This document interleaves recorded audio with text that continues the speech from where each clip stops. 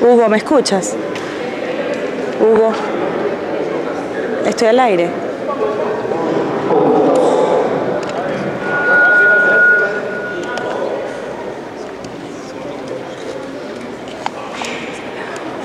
Voy a poner el micrófono allá.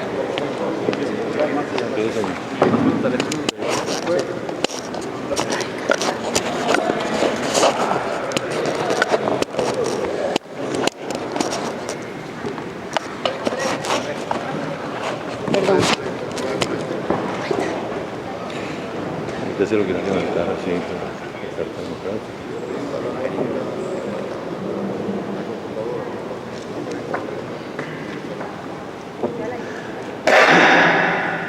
Bienvenido, Ramos Aló.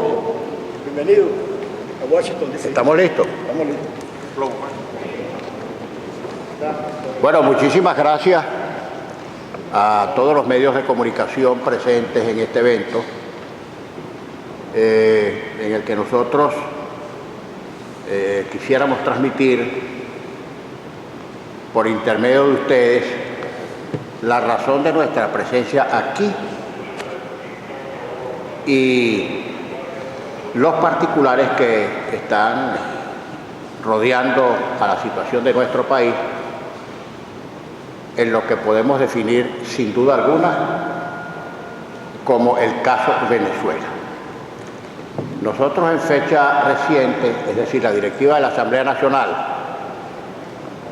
había solicitado del secretario general Luis Almagro que, vistas las circunstancias de todo tipo existentes en Venezuela y por lo que a nuestro juicio y sin lugar a dudas constituía una lesión o interrupción o menoscabo o quebrantamiento del hilo constitucional, que cualquiera de los adjetivos cabe, vista pues la alteración del orden constitucional de Venezuela, resultaba procedente solicitar la aplicación de la Carta Democrática Interamericana.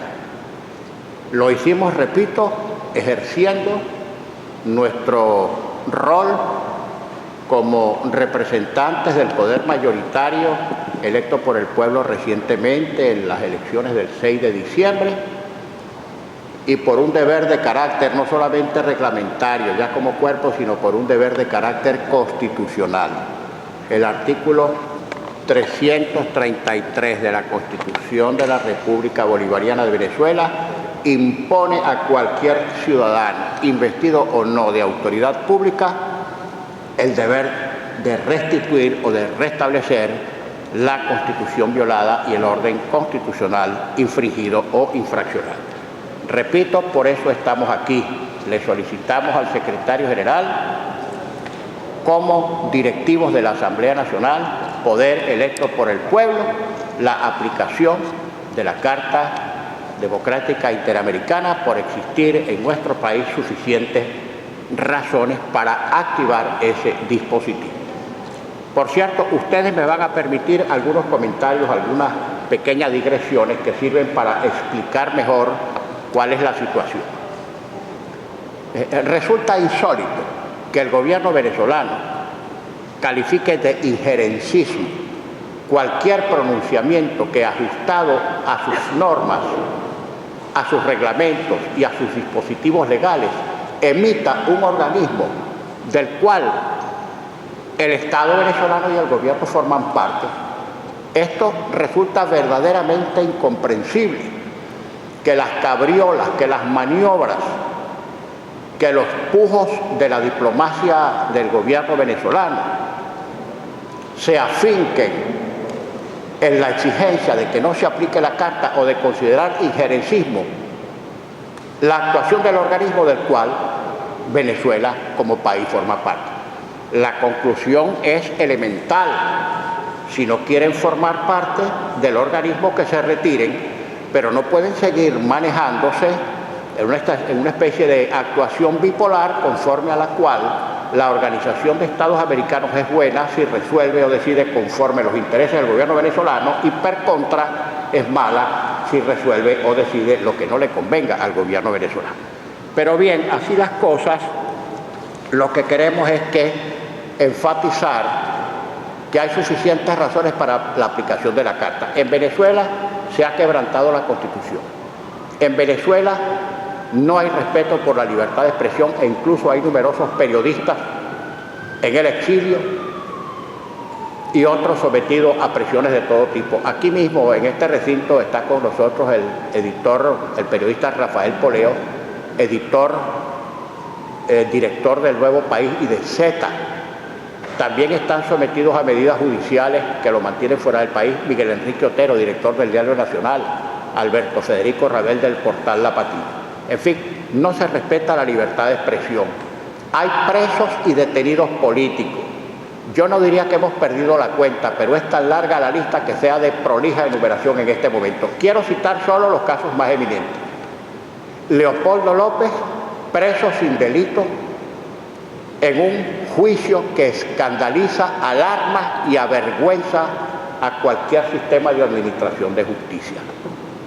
Allí ha dicho incluso el fiscal que sirvió de acusador, que finalmente se expatrió por hecho propio porque estaba siendo perseguido por las autoridades policiales venezolanas, dijo que lo habían obligado a formular cargos contra Leopoldo López y que no solamente no había cargos que formular, sino que tampoco operaban en ese proceso pruebas de ningún tipo. El caso de Antonio Ledesma, alcalde metropolitano de Caracas, a quien después de haber triunfado abrumadoramente para ser el jefe del gobierno del Distrito Capital, le despojaron de todas sus facultades, le nombraron funcionarios a dedo para suplir a las funciones del alcalde metropolitano de Caracas y no contentos con eso, lo sacaron a rastras sin orden judicial de su oficina y todavía permanece preso, simplemente con una medida sustitutiva de arresto domiciliario en su casa. Daniel Ceballos, en fin, la lista es larga. Manuel Rosales, líder del partido Nuevo Tiempo, preso en los calabozos del SEBIN, etcétera, etcétera. Ahora me voy a referir casi al final a los dos últimos detenidos, dos jóvenes que fueron hechos presos, acusados de terrorismo y de legitimación de capitales porque simplemente trasladaban unos recursos para nosotros lograr la movilización de los electores venezolanos que se proponían o que se proponen validar las firmas para activar el referéndum revocatorio, acto que también el gobierno, por supuesto, considera como de terrorismo. Entonces tenemos perseguidos políticos, quebrantamiento del orden constitucional, no hay respeto por la libertad de expresión, ignorancia sistemática del principio de separación de poderes. Aquí le voy a hacer una relación muy breve más adelante de todas las malandanzas y de las fechorías cometidas por un tribunal constituido con fraude a la ley, que actúa en la práctica como tribunal, como bufete al servicio del Poder Ejecutivo y cuyo cometido fundamental es nada más y nada menos que aniquilar en la práctica a la Asamblea Nacional como poder autónomo. Le voy a decir algo a los medios de comunicación social que espantaría, que horrorizaría a la Administración de Justicia en cualquier país del mundo. La presidenta del Tribunal Supremo de Justicia de Venezuela vive dentro de un fuerte militar, en una vivienda asignada por el ministro de la Defensa. ¿Qué autonomía, me pregunto, puede tener un poder judicial cuya cabeza, cuya presidenta en sala constitucional, que como ya se ha dicho actúa en la práctica como bufete del gobierno, vive en un cuartel militar? ¿Qué administración de justicia es esa? Bien, no hay respeto por la separación de los poderes, hay violación sistemática de los derechos humanos. En Venezuela se tortura, en Venezuela detenidos políticos bajo tortura y después sin derecho a reconocimiento de forenses se los obliga a incriminar a dirigentes o activistas políticos a quienes también se quiere encarcelar, aunque no exista causa. Eso está ocurriendo en Venezuela. Más de 80 jóvenes estudiantes y manifestantes presos en lo que se llama La Tumba, que es uno de los establecimientos carcelarios del SEBIN, que es la policía política del gobierno.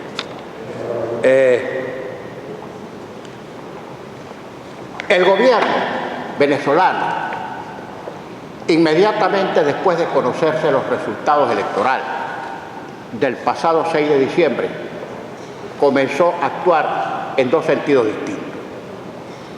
Por una parte, trató y logró establecer el control total del Tribunal Supremo de Justicia mediante la designación fraudulenta, express, como decimos nosotros, el 23 de diciembre del año 2015, de 13 magistrados principales y 21 magistrados suplentes. Comisiones de la Asamblea Nacional encargadas de investigar este fraude tienen testimonio grabado de una de las ex magistradas a quienes la actual presidenta de la Sala Constitucional y del Tribunal le exigió la renuncia, so argumento de que el gobierno tenía que tener el control total de la Sala Constitucional. Bueno, y en ese procedimiento violatorio de todas las normas y de todos los principios, designaron como magistrados principales al Tribunal Supremo de Justicia, por ejemplo, a candidatos del partido de gobierno que escasamente hacía 25 días habían perdido las elecciones parlamentarias cuando se lanzaron como candidatos. Allí hay numerosos exfuncionarios públicos y diplomáticos y parlamentarios del partido de gobierno que hoy son magistrados del Tribunal Supremo de Justicia. En fin, una vez que lograron el control total por esta vía de los magistrados del Tribunal Supremo de Justicia, se dieron a la tarea de liquidar mediante una decisión judicial a la mayoría calificada de las 2/3 partes que obtuvimos en las elecciones del 6 de diciembre. Y eso lo hicieron mediante una sentencia de la Sala Electoral recién constituida, entre otros con magistrados del partido de gobierno que acababan de perder las elecciones. Les puedo decir que en el caso de los 4 diputados del Estado Amazonas, cuya proclamación fue suspendida por una acción, por una medida cautelar de la Sala Electoral, fueron suspendidos en fecha 30 de diciembre de 2015. 30 de diciembre de 2015. Y de entonces hasta acá han transcurrido prácticamente 6 meses, y en 6 meses la Sala Electoral ni los incorpora ni anula su elección para que se proceda a una nueva elección. Simplemente los mantiene suspensos para negarnos tener las 2/3 partes. No obstante, todos los recursos que hemos intentado ante la Sala Electoral han resultado nugatorios o fallidos. Bueno, asegurado el control, como antes dije, nos quitan las 2/3 partes y empieza el Tribunal Supremo de Justicia a dictar sentencias tras sentencias, muchas de las cuales interpretan el texto constitucional contra su propio texto. Les voy a citar solo algunas sentencias. Bueno, en la sentencia de la Sala Electoral, a la que ya les hice referencia, quitándonos 3 diputados del Estado Amazonas y dejando a toda una entidad federal sin representación en la Asamblea Nacional.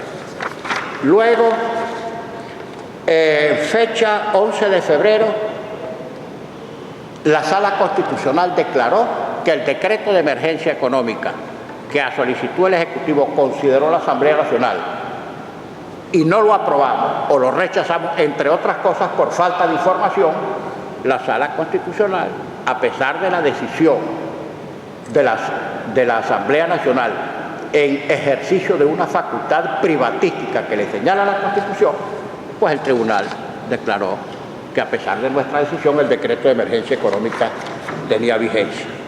Luego, en una sentencia de fecha 1 de marzo de 2016, la Sala Constitucional toma una decisión limitando las facultades de control e investigación de la Asamblea Nacional. Empezaron a vaciarnos de facultades. No pueden hacer esto, no pueden hacer aquello, etcétera, etcétera. Es decir, mediante sentencia, derogando disposiciones expresas de la Constitución. En fecha 17 de marzo nos envían la prórroga del decreto de emergencia económica que ya habíamos negado y que el tribunal había dicho que sí tenía vigencia pese a nuestra decisión. Por supuesto, negamos la solicitud de prórroga, y el tribunal dijo que eso quedaba perfectamente vigente. Aprobamos una modificación a la ley del Banco Central para restituirle la autonomía al Banco Central. Dijo la Sala Constitucional que esa ley era inconstitucional. Dictamos en fecha 11 de abril de 2016 la Ley de Amnistía y Reconciliación Nacional, que cumple con todos los estándares internacionales sobre la materia, y la Sala Constitucional declaró que esa decisión era inconstitucional y que en consecuencia no tenía vigencia.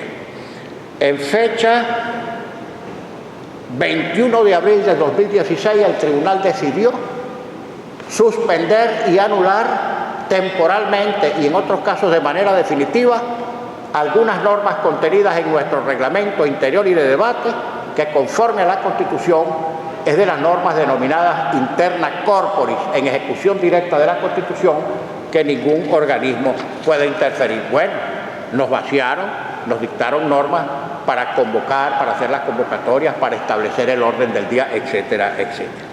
Bueno,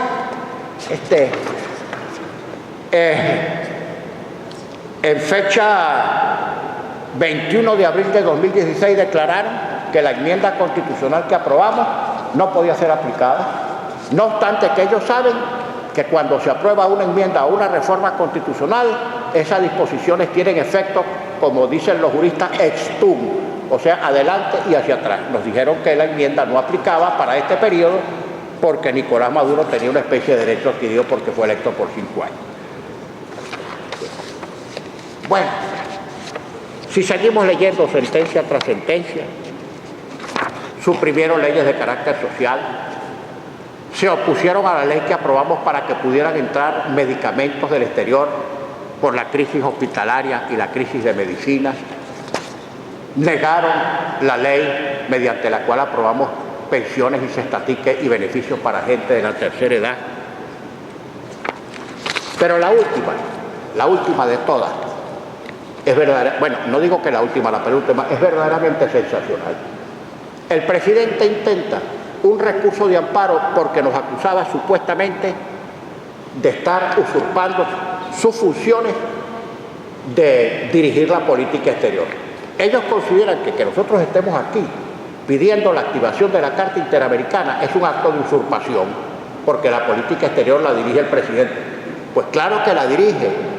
Ojalá la dirigiera bien, aunque la dirige muy mal, pero ciertamente nosotros no estamos usurpando ninguna función. Pero él pidió, en vez de una acción de nulidad, pidió un recurso de amparo. La propia Sala Constitucional le enmienda la plana y convierte el recurso de amparo en una acción de controversia constitucional. Es decir, el tribunal dice, hay una controversia constitucional entre el Ejecutivo y el Legislativo, y resuelve el tribunal. Esa controversia constitucional la tiene que dirimir la Sala Constitucional, que forma parte del conflicto. Pero no contentos con eso, determinaron además que nosotros en ese juicio no podemos nombrar nuestro propio abogado, sino que el abogado de la Asamblea Nacional en ese eventual juicio para dirimir la controversia constitucional nos lo va a designar la Procuraduría General de la República, que es nada más y nada menos que el abogado del gobierno.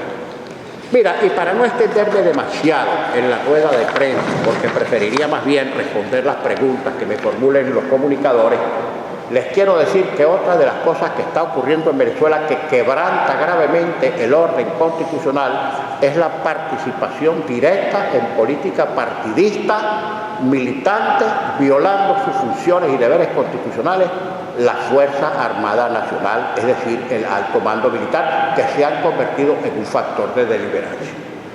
No estoy incurriendo en un exceso ni en una exageración cuando digo que este gobierno, frágil por su pésimo desempeño, que no tiene respaldo popular, que teme someterse a un referéndum, que hace todo tipo de maromas y de cabriolas para evadir el veredicto popular, está sostenido apenas por dos hilos muy frágiles. Esta Sala Constitucional del Tribunal Supremo de Justicia, que es capaz de dictar sentencias que desnaturalizan e interpretan la Constitución contra su propio texto, y el alto mando militar cuya conducta ha perjudicado la reputación de las Fuerzas Armadas como un todo. Pero entonces, este cúmulo, participación de los militares, violando la Constitución en política partidista, crisis de alimentos, crisis de medicina, atentados contra la libertad de expresión y respeto al principio de separación de poderes, presos y detenidos políticos conforman evidentemente un cuadro de quebrantamiento o alteración del orden constitucional que el gobierno venezolano se empeña en negar. Independientemente de las decisiones que tome hoy el Consejo Permanente, porque sabemos que ya se van a discutir temas sobre si hay o no sesión abierta, sobre si se incluye o no el caso Venezuela, independientemente del pronunciamiento diplomático, el caso Venezuela existe. El caso Venezuela no va a desaparecer porque una habilidad diplomática del gobierno venezolano, que suele utilizar incluso el petróleo como instrumento de presión geopolítica, el caso Venezuela no va a desaparecer, sigue ahí intacto. Y ojalá que algunas omisiones diplomáticas o el voltear para el otro lado, cosa que no es infrecuente en el mundo de la diplomacia, donde se manejan los intereses de los gobiernos más que de los estados, que de los países, no estalle o no reviente el caso de Venezuela por esas inacciones y por esas omisiones. Simplemente les quiero decir que en Venezuela el gobierno va a cambiar y va a cambiar democráticamente. Y sí queremos decir desde esta tribuna, en nombre de toda la oposición venezolana, que cuando en Venezuela tengamos otra vez un gobierno democrático, el petróleo no va a ser utilizado como instrumento de presión, sino como un instrumento de solidaridad, como siempre lo fue en Venezuela hacia todos los países del universo.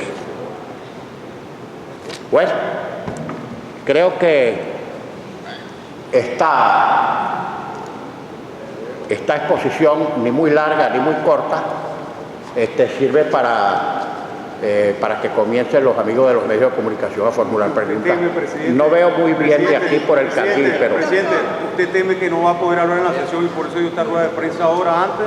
¿Es una preocupación que yo no estoy haciendo conjeturas.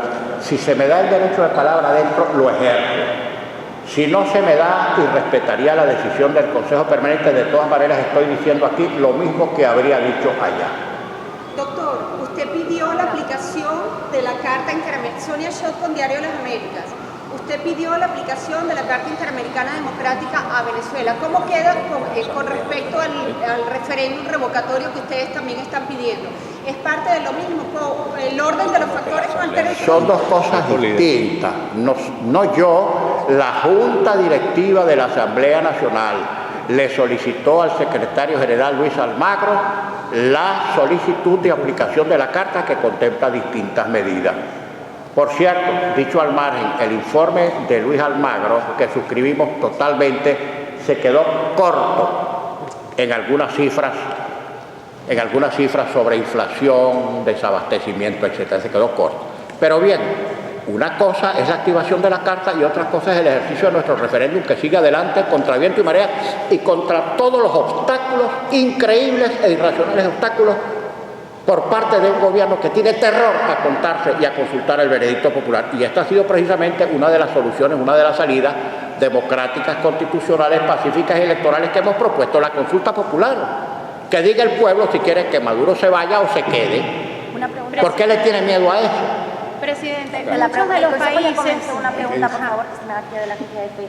¿Usted va a esperar aquí a que se conozca si la sesión va a ser abierta? ¿Ha hablado con Almagro? ¿Van a hacer algún tipo de encuentro después para denunciar? Sí, bueno, hicimos un encuentro previo. Aquí vamos a esperar las deliberaciones. La sesión seguramente será larga, pero aquí vamos a esperar con paciencia a ver qué pasa y cuál es la decisión del Consejo Permanente, que sea cual sea, nosotros lo respetamos.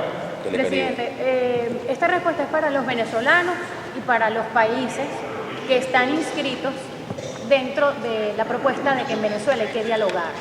El problema es que la urgencia de los venezolanos recoge el sentir de muchos, piensan que esto es urgente, que lo que ocurre en Venezuela hay que resolverlo de manera urgente.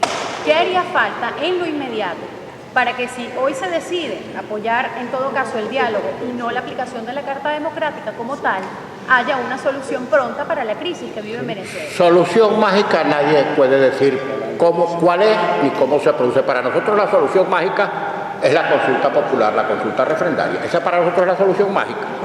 Nosotros no estamos proponiendo ni un hecho de fuerza, ni un reventón, ni la participación de los militares, en nada de eso.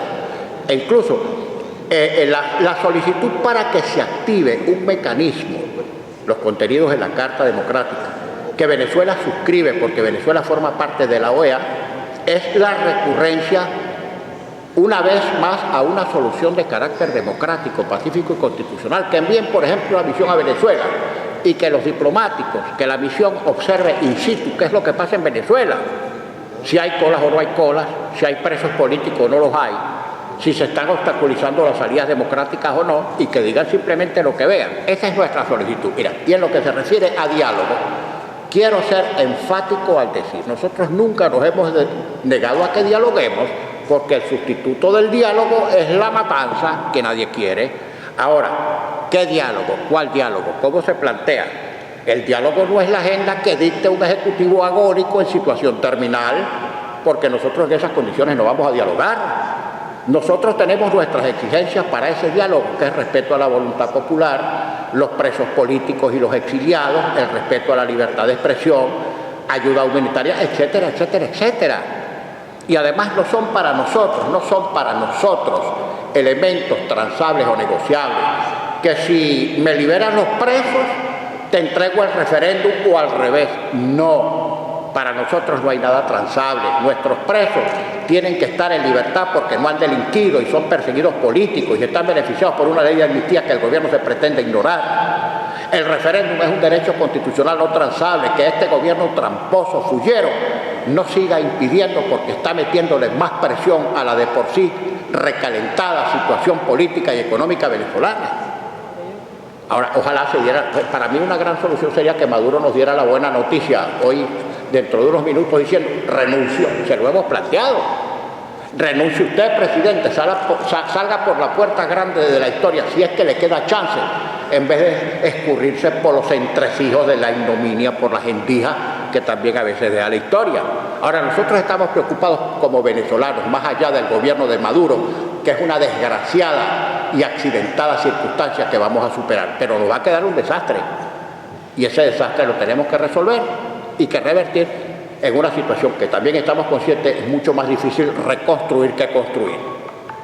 Nos dejan una deuda que nos llevaremos generaciones en pagar: el sistema eléctrico, el sistema de salud, el sistema de producción, el petróleo, las empresas de Guayana. Todo en Venezuela está destruido o acabado. Ni siquiera cifras produce el gobierno para saber cuál es el monto real de nuestra deuda afuera. No tenemos con qué comer. Mire, una sola propuesta. En un país que tuvo 17 años de gobierno criminal e irresponsable, Venezuela es un país que tiene que importar el 70 o el 80% de todo cuanto produce, sea alimentos, insumos, bienes de capital, repuestos químicos. Y se necesitan solo para alimentos $500 millones al mes. ¿Ustedes saben de cuánto dispone el gobierno venezolano para alimentos mensualmente? $30 millones, en vez de los 500 que necesitaríamos para medio comer. Bueno, esa es la situación venezolana. ¿Es o no caso? ¿Es o no una situación grave? Se pueden orar con las maniobras y las maromas diplomáticas de la canciller venezolana. Presidente, si la respuesta fuera negativa,